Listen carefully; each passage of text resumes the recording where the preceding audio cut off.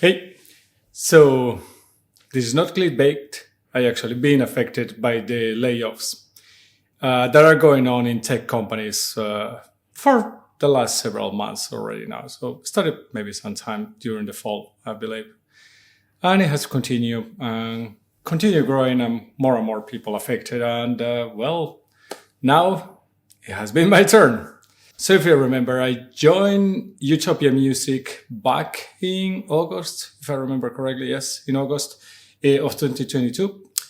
I knew when I was joining Utopia Music that there was already problems with potential layoffs in tech companies. But at that point, it didn't look like when I was researching and during the interviews, it looked like the company was well funded and that it was doing pretty well. And this is not me complaining or not about the company necessarily. It's not about that. I think that it's more about the high level problems that there are now. All what you're seeing in the news about the Fed in the US raising all the times interest rates and so on, the economy kind of going into recession and all these things. I think that is more what it has started all these problems. Of course, that might be aligned with other problems internally in the company, which most likely happens in all the companies that are being affected by the layoffs. And but I think I had the feeling that many of these things are coming from the actual VCs putting pressure on the tech companies to do these layoffs if they want to continue with having investments, having more rounds of investments in the future. And it sounds like it's one of the conditions for actually receiving future investments is that you actually had to cut the headcount in order for you to get those investments in the future, which is a real bummer when you are somebody working for those companies. In the other hand, maybe on the big picture, it might make sense, at least to a certain degree. Anyway, so that's a little bit on the background, what has happened. The reality is that, of course, this is an annoying situation. It's something that doesn't make me happy. And of course, it stresses a little bit me out because of uncertainties on when are you going to land the next gig and so on, all these things. But in reality, I just want to take it more from a proactive point of view and think about what I can do. What is it that I'm going to be doing in order for me to find that next gig? So let's try not to get depressed. Let's try to see how I'm going to try to land that next gig. And let's talk about the steps that I'm taking now to actually keep myself going and keep myself engaged. So there are several things that I'm going to be taking into account and doing in order to find that next gig. And I'm going to start with the one that probably many people will put at the end, but I will put it first. Because this is like when you are in an airplane and they tell you that if the oxygen mask drops off from the top of the plane, you have to put it yourself first, on yourself, and then you can help others. So what I'm going to do is that I had to basically keep sane. I had to be able to keep myself in a good condition, keep myself in a good psychological state and safe state from a point of view that I'm not starting to panic and I'm not starting to make rash and wrong decisions on what I'm going to be doing in the future. So the first thing that I'm going to do is actually keep sane. So this means for me, in general, a lot is related to what I like to do. What I like to do in many cases for me is just I like to exercise, many different type of exercises. Unfortunately, I have been sick since almost the beginning of the year, which has been a bummer. So I haven't been able to do as much exercise as I typically would. And now I'm pretty much recovered and now I'm starting to go back to the gym. So that's one of the things that I'm going to be doing. Once the snow comes out, a little bit more than there is now, there's just like a couple of centimeters, 1 inch maybe. Then I'm going to be also going to downhill skiing. And why this is important for me? This is very important because it kind of keeps my mind out of the kind of concern zone all the time. And it gives me escape for me to actually relieve the stress and to focus on something else that is not just the grind for trying to find that next job. And the reality is that there's not like a ton of jobs at this point, so it's not that easy to find that next job. Another thing that is helping me out to keep saying is doing these videos in YouTube. Try to help other people to develop their careers, developing when working with tech products in their product management careers, no matter what it is. That's something that it helps me also keep the focus and also keep in a zone that it just helps me to continue moving forward. And that's something that is very healthy. That helps me to take care first of myself. So that's the first thing that I'm focusing on.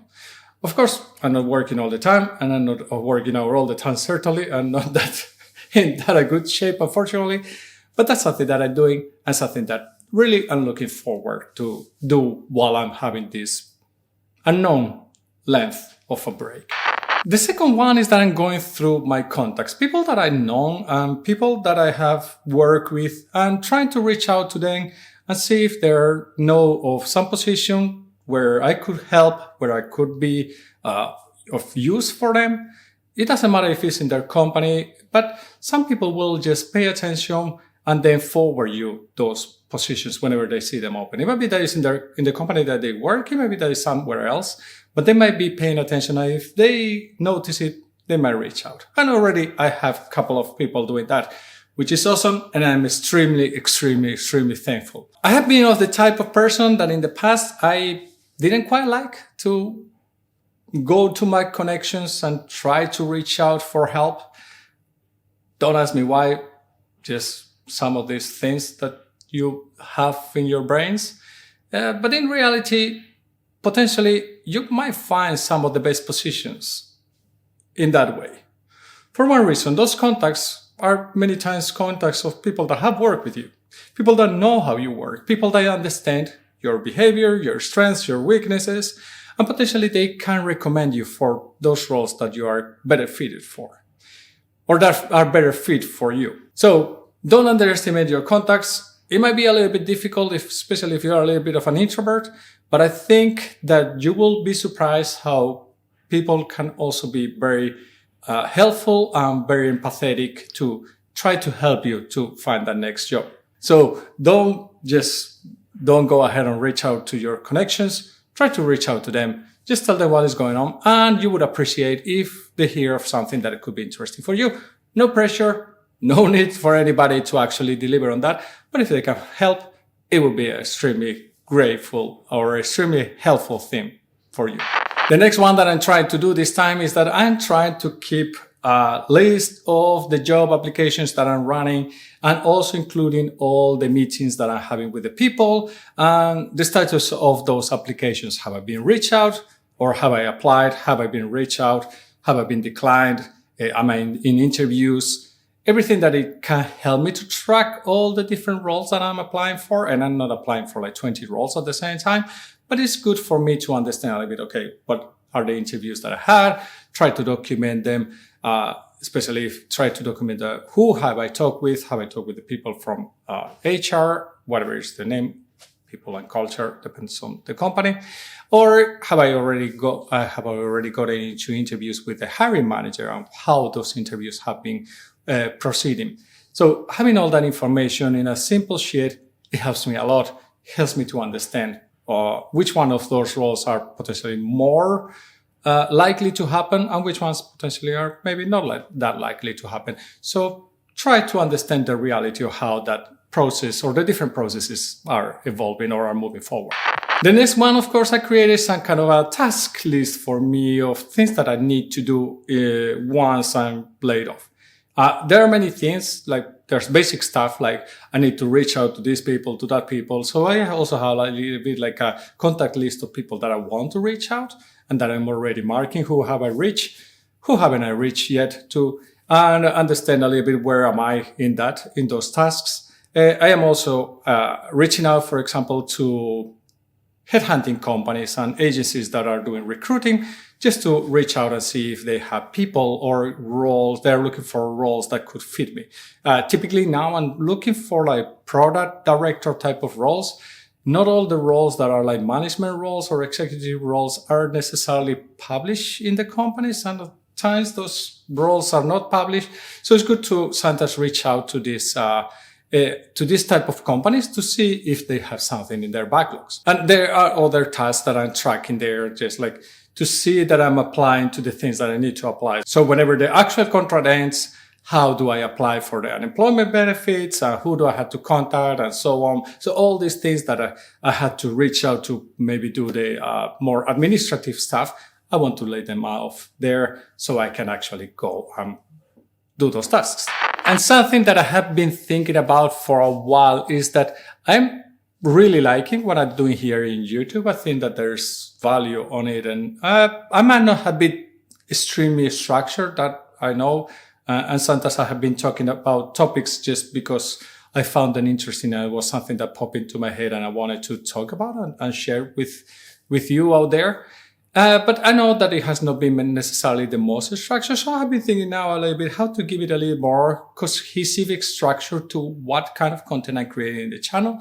So I can actually create more value to you as a potential user, customer for this product that I'm creating here. So that's something that I'm looking for. And together with it, I'm thinking that should I start something more like consulting, at least while I'm not looking or finding a job. And you never know, might be that consulting in the long term could be something that could work for me. But I wouldn't mind to try to do a couple of like consultations or help some companies see how to adopt product strategy, how to build product teams, how to be product led. And all these things, I think that those are very important and things that I have experience on, and I think that I would like to try to see how it could work with a specific company. So if you are interested, please hit me up. You can find my contact information in the About section of the channel. And then I found this article from Harvard Business Review, and it talks about what to do after you have been laid off, which, surprise, surprise, is exactly the place where I'm at. And maybe some of you watching this video, you are at the same place. I will link this article in the description so you can go and check it out. But there are several things that it has or that it talks and that I think that they are quite interesting. So first of all, it talks that reconfigure your mindset. And this is a very important thing. Something that actually my previous lead told me when the layoffs happened is that this has nothing to do with you. It has to do with the current situation, both in the company and globally. So it has nothing to do with your skill sets. And this is something that you have to understand. These massive layoffs in general, they have little to do with the people's ability to do their job and how competent they are or not. The second one that it talks about is that write down your accomplishments. And I think I've been doing that, not in a very write down specifically, but yes, I have been writing down in a way things that I have been doing that I think that can help me in the future. I have been working a lot on how to grow careers of product managers. And this is something that I think that this experience, it will help me a lot when helping you and bringing value to you in helping you developing as a product manager or as a product person, somebody that is working in creating products, developing products. And I think that that's something that I'm going to obviously take forward of these new skills that I have acquired in that job. So something that I really appreciate. And I think, of course, has not been a waste of time. The job was really interesting. It's just the unfortunately global situation that has led to this kind of situation. Next, it talks about know what you want. Yes, true. But the reality is that I think that many people don't necessarily know what they want and they just start applying to jobs because sometimes out of a little bit of desperation and desperation is understandable, especially if you are in a very bad economical situation. But you have to understand also what are your strengths and what you want to do. This is really key. Because if you don't understand that, you might be applying to completely the wrong jobs. And when it comes to tech, companies are going to notice that you're just applying to everything just because you want a new job. You have to understand and have focus on what type of role you want, be very driven about it, and apply for those ones. Luckily nowadays, there are many companies that still offer remote or hybrid work. Then it talks about create a job hunting schedule. I think that this is good, healthy.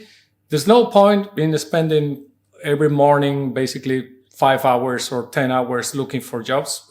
There's probably not that many jobs. It depends a little bit probably where you are at, but where I am at, there's not that many, even if I'm looking in the whole of Europe. And of course, on the first days, you might spend more time because there's more job openings that you have not just watched. But as the days go by, new openings don't come up so often. And of course, there's not going to be many new positions coming up all the time. So it might be good that you just schedule that couple of hours per day where you actually go do the job hunting and do the applications. Pay a lot of attention on how to do the application.